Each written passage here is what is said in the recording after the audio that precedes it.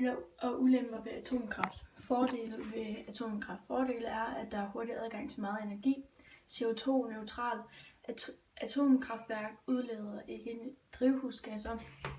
Atomkraft er en central del af et højteknologisk samfund. Atomkraft er den mest priseffektive måde at reducere CO2-udledning. Atomkraft er den mest koncentrerede form for energi. Ulemper er affaldsproblemer. Plutonium er den værste fare for atomkatastrofe, for eksempel Smileøen, Tjernobyl. Atomaffald kan misbruges til at producere atombomber. Arbejdere inden for atomindustrien har flere kræfttilfælde end inden for normal industri.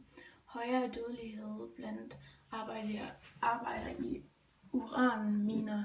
Store reaktorer er trykvandsreaktorer, og ud over problematikken med at håndtere korrosivt og højradioaktivt vand under højt tryk og temperatur, så er der problemer med brændselselementernes fysiske stabilitet, og man kan ikke brænde dem så meget ud, som det ville være ønskeligt fra et affaldssynspunkt.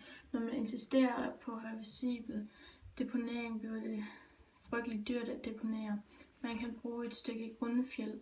Man skal langt ind ned i det, og man skal være sikker på, at der ikke er noget, der ligger over.